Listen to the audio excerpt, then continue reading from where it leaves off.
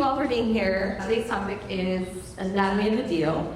And instead of doing our traditional 101 and how does the deal get done, since we have this wealth of information, we decided to do a little bit different.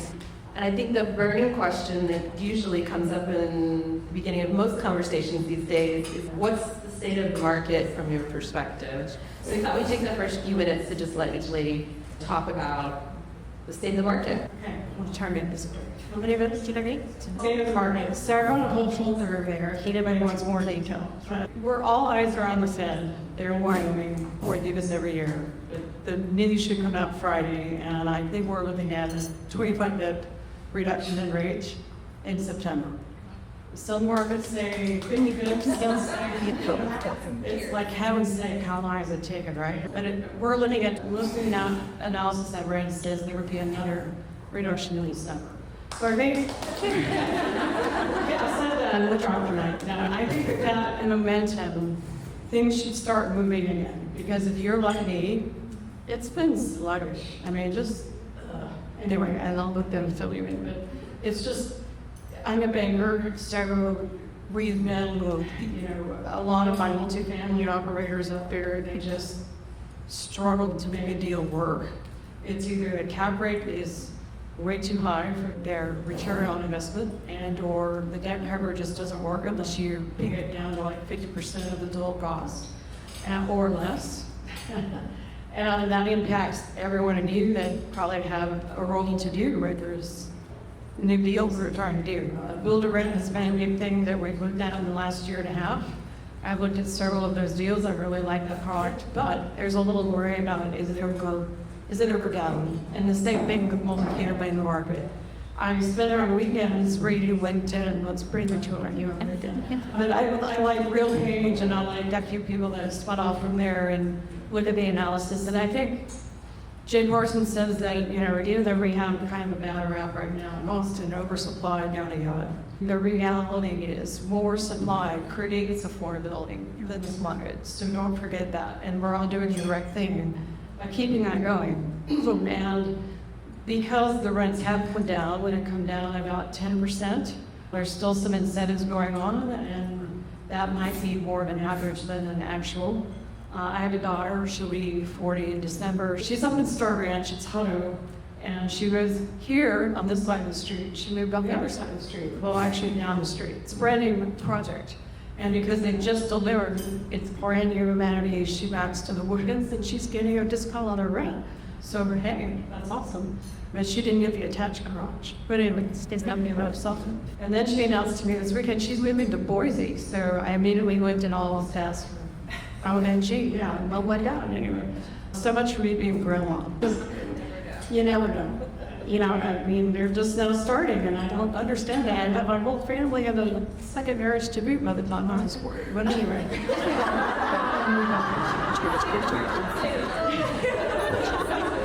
With me, you're always going to get a little sidebar. Anyway, I think the market is on. If we'd had our record days, I think we're nearly the end of that. And some of the pain was needed, as I talked about a year ago when I was here. And if we didn't have some of the pain, then the inflation would never come down. We finally are on track. I think we're going to be getting there. The challenge will be every time you see a monthly report on jobs, year-over-year growth, inflation will be pried out. So how do we exit that? In my opinion, I think we need to really reduce regulation and reduce some of the government spending. And I think that will help calm down with some of the issues that are causing permit fees and a lot of expenses to go up. We've had our own share of that. It's not, California yet, in that market, but we've gotten a whole lot closer in the last couple of years. So I'm a little crazy. But yeah, the banks, that's a whole other discussion. There's a lot of consolidation going on, and you probably noticed that. I think some of the folks that are bankers have either been the acquirer or going to be acquired. We're no different. At Sunflower, we're in a merger, and it closed October 1st. We're the acquirer. It's a bank on the West Coast.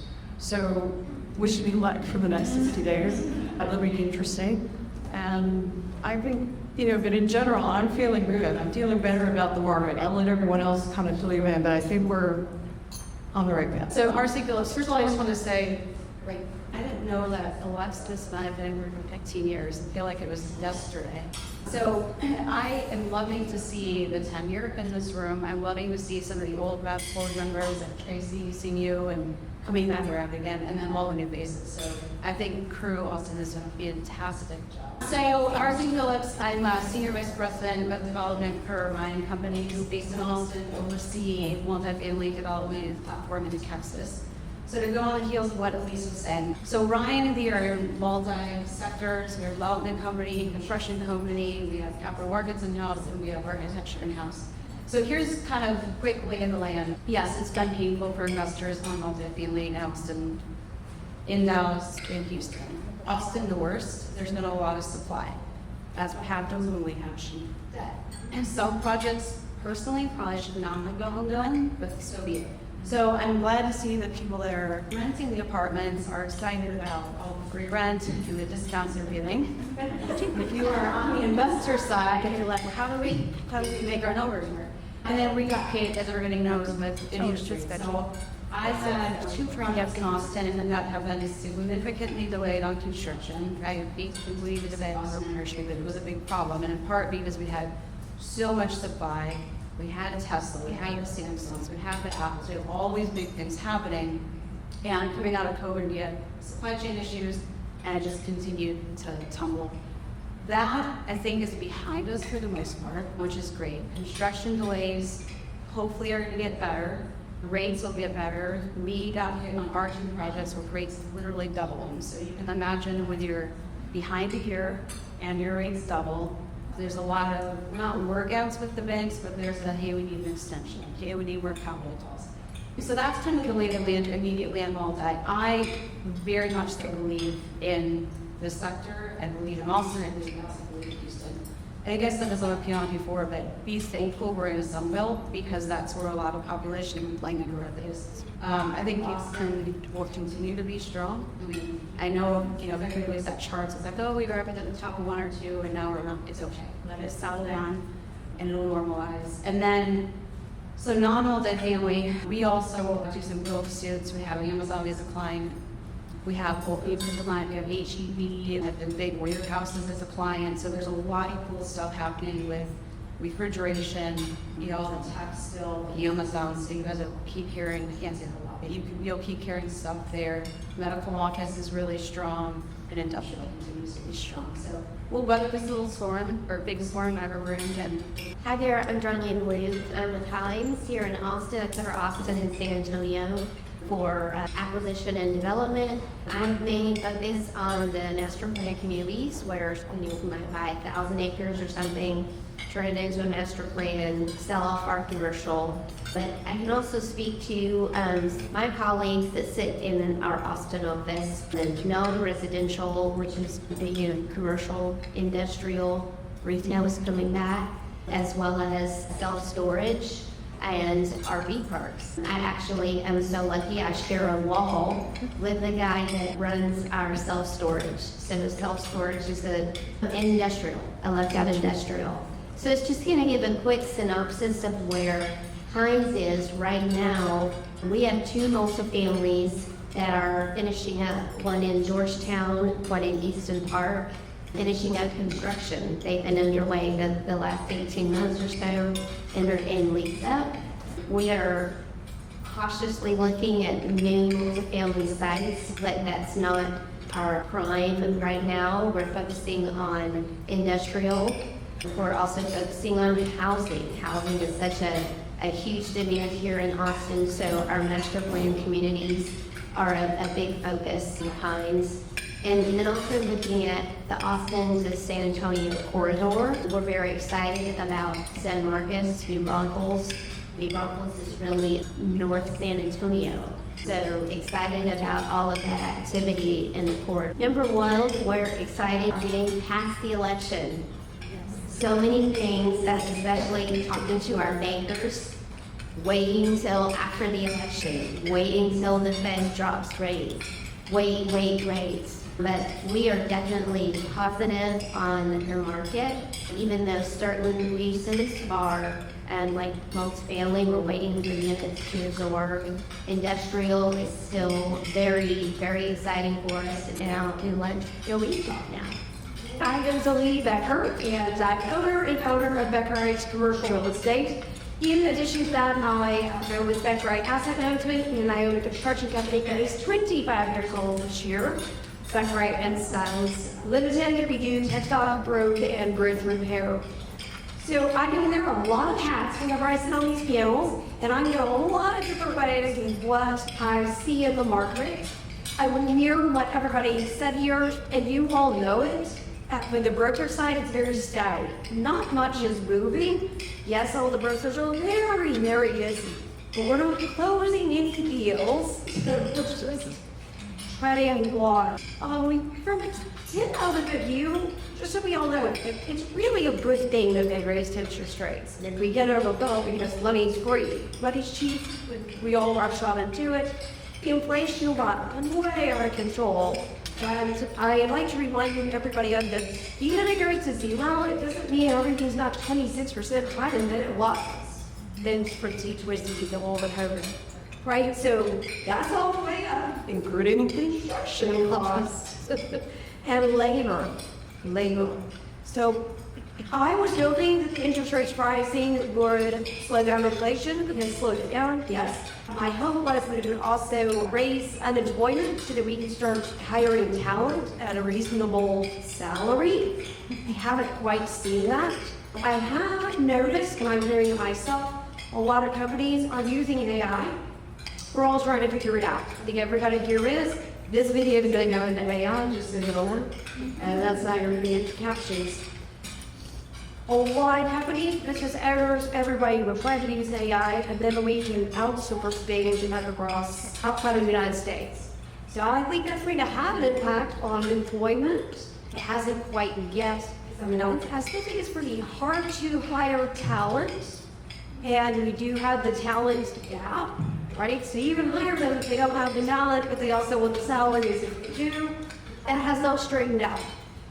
I do believe that is very, very specific to Austin, if not the Sun Belt. A lot of people want to live here, and it's bringing Rancheria side. Also Texas is LA in the 70s. We are going to blow up in a greater direction. The only thing that can actually stop that is if California changed its policies and its taxes. Because you guys are right, the people that just call us right there. But I don't think that's going to happen, and if it does, it'll be a slow-moving gem. So till then, Texas is going to be the beneficiary of all of that. We have a lot to develop. We also have utility problems. Not just getting them to our job site, but they don't exist. Water, not just the utility that brings it to you.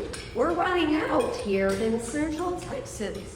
Those are all huge challenges. And I personally have taken this stagnant market and gone and started doing a bunch of entitlement from land that I wouldn't make money today on it anyways. So why worry about brokerage and the law closing any deal? I know that I have that's a luxury that I have, so I'm not saying everybody can just go, oh, well, I'll do something different. But I think everybody that is trying more right now, we're all doing that. And I will say, this is very similar to 2020 and then happened in 2021. We do work our ass off now, like it is 2020. It will cut off those dividends when the market comes back. Yes, the election is going to help enormously. Not because of who gets elected, but because we know which way it's going. Commercial real estate is not supposed to be emotional, but it absolutely is. Right? And investors and banks and everybody, they kind of watch how people are feeling, how people are reacting. So having the election done, we know which people we're having, will revive. To some degree. I mean, it all depends. Interest rates aren't going to where they were in 2021, and construction prices aren't coming down. They are very good though. Here it is. I mean, concrete's out this year. There's a lot of stuff. So, which I will. That's my plug to development. Development today because it's only going to be one since tomorrow. Thank you. So next time we're going to talk about, since deals are slow, what deals are getting done, or the flip side of that, what deals aren't getting done and why not.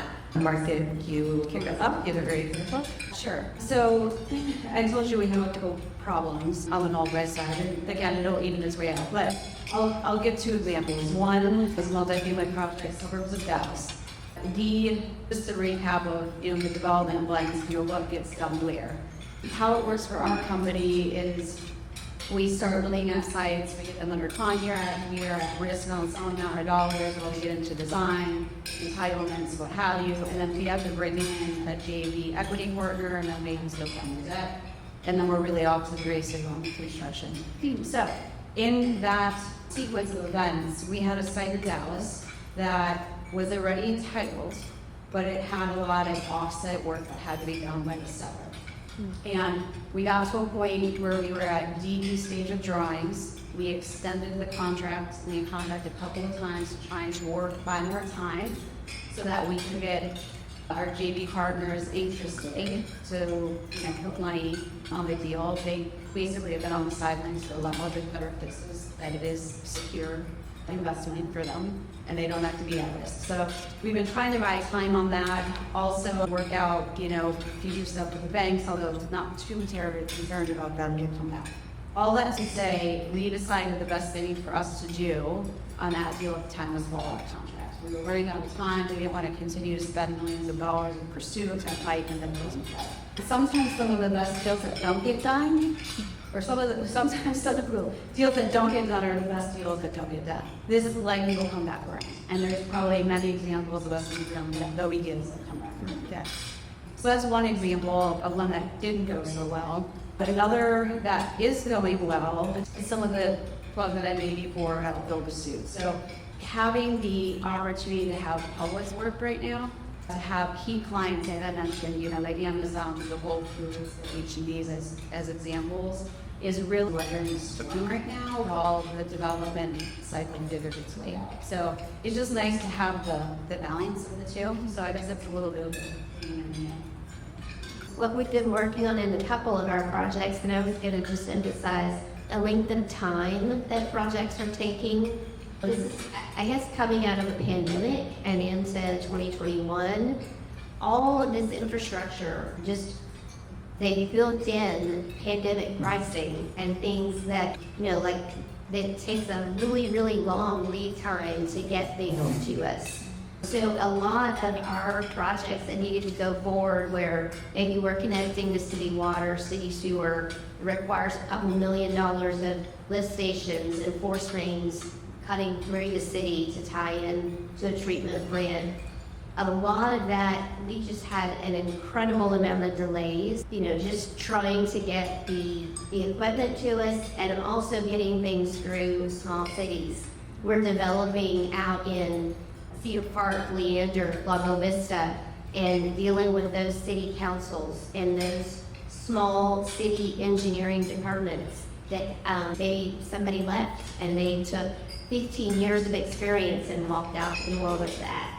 Then we are trying to educate the new staff, trying to get our projects approved, and it added 12 months to our timetable.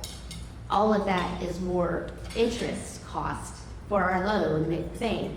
So again, that blows your pro forma out of the water. Delays have been a big part of our projects, maybe aren't meeting pro forma, aren't delivering on time, and that's been something that we've been dealing with for the last couple of years. On the positive side, we have been able to step in and take over deals, maybe broken deals that someone wasn't able to capitalize, and we have some opportunities to step in and be the developer for projects that maybe got halted.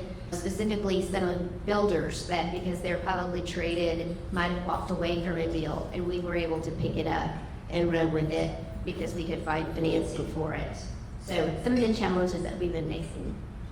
So some of the deals we have been able to see get done, again, Beck-Reit. So I have a client in Houston that pretty much does everything from housing development, land development, to retail and office, even mixed use. And they found a public company that basically went under contract with them for 400 plus units. in Beck-Reit County, and all these homes had to be built because they're all going into build-to-rent communities. So we were able to do lines of credit, and it's one of the few things I could do because I could explain that yes, I started this balance. It all goes in the pay document, I can recycle it. So as long as I'm not going the balance in commercial real estate and I'm maintaining it, I get some room to do that. But that's about it for now.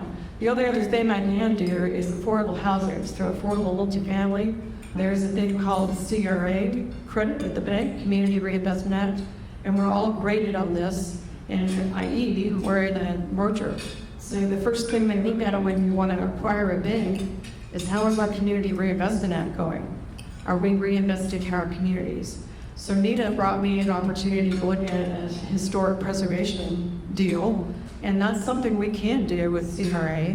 We can also do affordable housing, and we can also look at various things like that. So that is, a little window of what I've been working on, since I can't really do mainstream. But there are other things. We actually opened up a group that does lines of credit for contractors, construction companies, architects, professionals. So, there's other ways we've been trying to fill our until we can get back to business. But at any rate, there's a lot of applications going on, and I actually am working on another project that was well intended when I started in 2022 to do all vertical development, but it was August of 2022, and it was right when the hammer started falling, and there were no participant banks out there that would come into the deal with us, not out of 30 that we asked.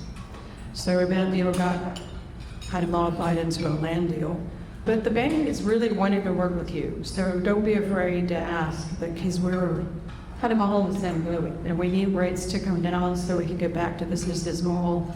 But there's also a lot of dynamic going on in that nasty word with the bank regulators is coalition real estate, unfortunately.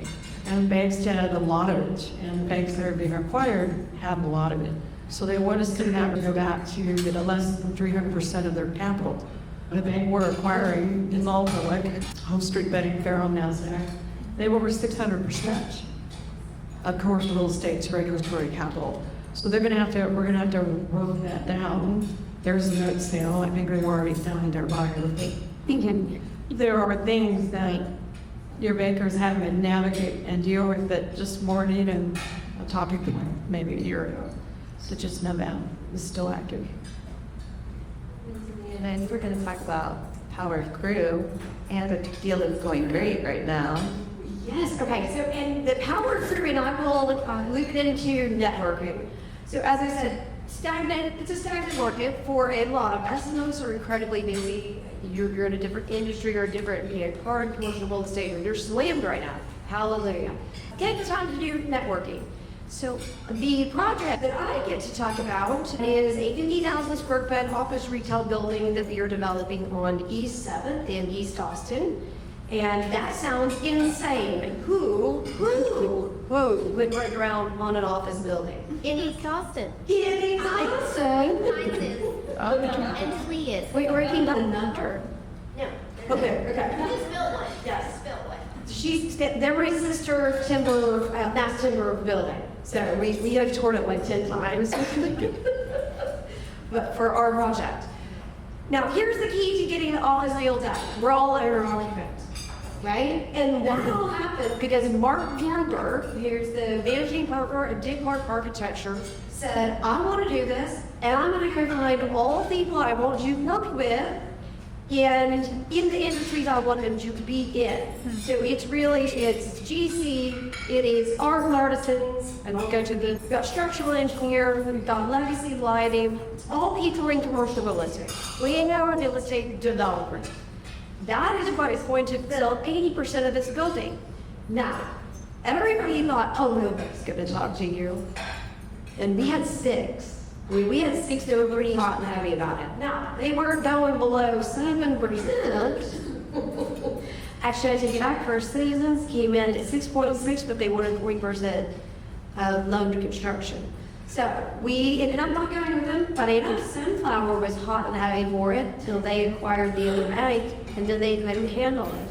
So It's funny that you might be talking to a lender's bank and things change, not because the bank wants it to, they do not. I mean, like your house, that's a lot of work. Spend your time talking to banks, spend your time talking to everybody, because one of the things that brought 3 times to the table was me, which shockingly, the Schwitterton Construction is our big dog partner. They are doing $5 billion this year. They don't need help from the locally, but we brought in community banks that are here in Austin that we have personal relationships with. I brought in 3, and the president said to our this to lead. Because I'm a very small fish compared to what they do. But I spend a lot of time networking. A lot of time. So if I call her, she knows what I do, who I am. I'm legitimately calling her. She also probably knows I'm not going to waste her time, right? And that's important to all of us. So networking and reputation. This is ginormous, and I just hope you all are on the prayer. October 2nd, we have our groundbreaking of the project. Here's why it's huge. We have 3 crew members. One million. That means 50 years into the partner. Equity partners that are getting into the building, 50% are women. Statistically, that does not happen. It doesn't happen. And one of them, Jennifer, she came to the open house. I fed her my Kool-Aid 10 years ago, and I've been spilling it all over her ever since. We've got to invest in commercial real estate. Got to invest in commercial real estate. You've all heard it from me. If you haven't, you don't know me well enough. And here she is. She's coming in the border, and I couldn't be more tickled about that. Like, it's huge. So please do with groundbreaking, not to celebrate the project at all. It's not meant to leave me. Please have an some brave crew and with it going to doing really, really hard things and getting it done because of all of our contacts. Again, I mean, those 6 names, they weren't interested because they knew all the players, all the partners. We weren't Johnny Carpenter around in Dallas, like, oh, we're lovely, just give me a loan. We were sincerely talking with them. We knew our financials. They liked those too. Well, they liked Swearingtons, which we hear seriously. Yes, Jennifer C. with Arts and Artisans, founder of the company, very important. DeLea, founder of Beck-Reit Commercial, and Shauna, founder of Legacy Lighting. It's like Madonna, but Shauna. And, oh wow. Okay, so another thing about networking and spending time with people. Now I'm spending more time than I probably would with these people, and I am getting so much insight into things. Like Shauna's got a line on something in East Austin that we're gonna buy it. Because she knows it from family, and do networking, the power of crew, and to take the downturn or whatever stagnant thing that we're in and use it wisely. I mean, I wouldn't be taking a vacation right now, but I didn't in 2020. I worked 80-hour weeks minimum.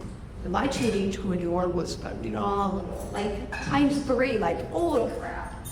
So, that's where we're gonna be. You are sitting in this room for a reason. Also, this is more of a plug for women, but that's why we're in here. If you are doing what you do, you're in rare alone. Right? You see all that through network studies and reports, and we hear it all over the news, everywhere. Women get paid less, women get less opportunities, all of those things. Maybe. I know a whole lot of women in this room that are kicking ass and by far outperforming the men that are their counterparts. Period. So again, Bree, take this opportunity. Utilize crew and your other networks and spend time doing that if making money isn't what's going to happen because of the downturn. Because it will pay in dividends. Thank you, DeLea. We've got about 5 minutes that we can do some questions and answers. I have some loaded questions, but I'd love to see if anybody in the audience has a question. Thank you. Hi, Denise. Thank you for that insight. If you were to invest your own personal money in the next year to 2 years, where would you put it? What would you put it towards? Actually, before I take that. Well, I will do it, and then I'll send you my little ChatGPT thing that I ran on Saturday night on date night with my husband. So if he has ChatGPT, the best place is to invest in small town in Texas population up to 100,000, number 1 in Falls. I think San Marcos was number 5, Georgetown was number 2. They're all in the Princess Triangle. Depending on how much money you have, I mean, I know it sounds crazy, I don't normally go into a $37 million project. That's insane to me, but I trust all my partners. I'd much rather go buy $1 million building in Bastrop, that was on the list. Again, LA in the 70s was not a little town, but it was a city, and now it's just exploded. Like, what is Orange County, all of that. Okay, I will tell y'all what I truly believe. I'm a little surprised that it has been held down as much as it is. San Marcos. San Marcos is a winner. Investment is skipped over because Falls is better. Buda did after all the medical, the Amazon, and all of that. San Marcos also has a higher population of low income. There's a lot of renters, great work for multifamily. But no matter what, it is in the perfect little spot in Central Texas, and it has water. And it has the Texas State University, which, I don't know what you call it, whenever you were in college, it is a great school now. Great school, one of the best construction management programs in the United States. So, phenomenal school, amazing location, you get to Austin, there's through traffic. San Marcos, and then Georgetown in Falls. That's where I go. It's where I'm looking. I'm looking with you, Chris. Shane, it's been an allocation. I would invest in cold storage. It is, just look at the stocks that are in cold storage. They are surging right now. And that's where I would look. There is going to be a surge in that because more and more of us are ordering groceries online. So that's going to be where I see a wave of that. It may not last forever, but I think for the immediate timeline, that's where I put my money. Okay, I'll add to you reiterate my answer, the diversify. So from a market perspective, I like what you said here. Also, everybody sees Taylor too. It's just one thing to figure out the utilities. Taylor's going to become the Leander problem. It's been at Liberty Hill as well. All these people are moving from the city. So like the fact that we don't have city reviewers because of the patient. So anyway, from a market perspective, I think just, where the population is going, where the employment is going, all these huge check marks. I guess it depends on whether you want short-term or longer-term income, which I think you said, kind of diversification. But from a sector, I agree with you. Which is what I was saying before about refrigeration. AI, another huge one. And then just stable stuff. Like, I'm biased, but everybody needs some privilege. Where you can invest bite size is, I see the communities where a home might have sat there for 6 or 9 months. Buying that home, it's replaceable, where it has water, wastewater, it's in a town with great schools. Buy that home. I just buy that duplex, that condo. It's never going to lose value. I was going to say that. If you're into the rehab work, yes. Yeah. We did it twice personally. Don't have some. Oh, good. So speaking of that, would you rent it or would you buy it to resell it? Rent it. Again, I'm looking to sort of in this. Owner finance. Yeah. I think it depends on the strength of what you're trying to do. Owner finance, a deed for contract is a trickier thing in the state of Texas. The rules to that, the title for that, and you have to be versed in what do you do when they don't pay. And if you don't want to take that hat on, I would rent it. The powers as a landlord, it depends on your jurisdiction, but I would definitely look into that. And I think the rents they're stabilizing right now. Yes, they came down, but you're going to probably get a better qualified individual because rents are they're up year over year. And I don't see that stopping necessarily. So I think it depends, like Worsley was saying, make sure it's in a good school district. And when, that is part of land development. You've got to have good schools, water, infrastructure, and the whole thing. So it's part of why I enjoy that type of finance. It's a lot of boxes to check. So this is kind of a cruise question for you all, but one thing you mentioned that right now we're really sort of in this stagnant period, deals might be not quite getting done. What are your tips for people who are in the room who want to be able to sow those seeds when times are going to pop up, but right now feel kind of And what do I say to you? You know, what, like, there's no meals coming up. Like, how do you recommend people make these connections that like continue moving forward when right now everyone is like shrugging their shoulders, waiting for the election to occur or the feds to drop rates? Like, what are your tips for us roosters? I'll take it first. Not 3 minutes. Okay, I have a couple of things. One, it's just a plug, but like, always get outside of the comfort zone. So just reach out to people. Like, I see who you work for, you know, I'd like to get to know you more, let's go grab lunch, and then keep those conversations warm and hot, because as you said, you don't know who knows. You don't know What you don't know. well, that's Section agrees, that I make it. for that, you don't always know who knows who. So what you just said, yes. It's a small world, there's a lot of connections, so that's good. I would just say the same thing, grab a cup of coffee with someone. If somebody reaches out to me and they put crew member in the subject, I will always respond to that person. And volunteer. I'm on the board of a couple of nonprofits, and I think you'd be surprised when you're working with those folks, where they come from, what they are working on, and those conversations can lead you in a new direction that might be very beneficial. I mean, I will ratchet out the networking. I mean, first of all, you're here for lunch. Unless you have a money-making event after this, I would talk to some people around you before you run out. Why go to an event if you're not going to talk to people? That's ridiculous.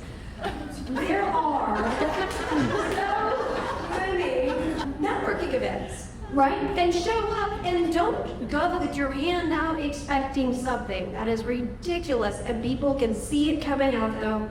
They don't like it. I'm saying it comes up, you know, like, oh, goodness gracious. But if you just spend some time, this is not a plug for my East Austin coffee, but y'all are all welcome. It's every other Friday. And whoever shows up gets more time than they could ever get with me ever.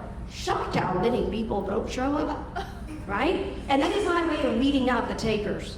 So people will leave you going, can I take you to coffee? Hey, all these from every other Friday, here for these and they never show up. Why would I even spend the time giving them an hour of my time to take them to coffee so they can take?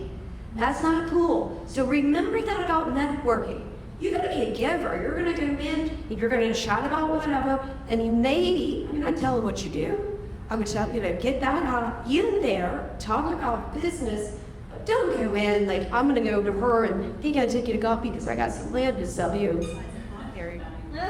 What do you want? Dog. Kind of like something on my side of the left thing. Do you put in the message like, I will buy you coffee? Yes.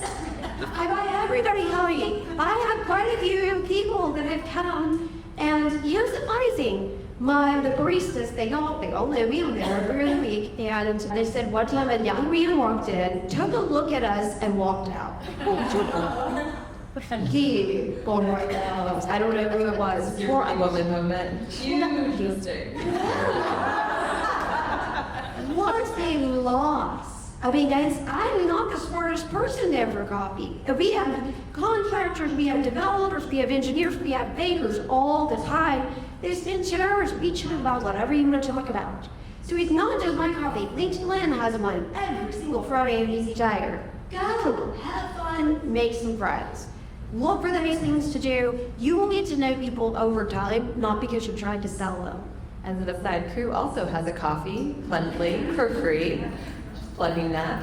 The first Wednesday of every month. I was gonna say one more, real quick, because there's the Career Power, then also LinkedIn, the same thing, right? Like reach out, even if you don't feel comfortable, send a message, you will see your people now on there. It's, yeah, just keep the relationships tight. We get more coffee, so just think about it. That. Okay, do not send them a message on LinkedIn. Nobody shares that. No, I have fun. Message her. Here's what I'm going to tell you to get my attention. Go look at one of my posts, like it, and comment on it. I will notice you, and I will go to your page, and I'll like you, and then I'll start commenting on you. Right? Give me a compliment, a personal compliment, because my messages, I get 30 a day, which are awesome robot, you know, trying to sell me something. Breaks my heart so I don't say it because I'm just mad. I mean, comment on my posts, and try my shoes, and I'm like, miserable. Let's be great.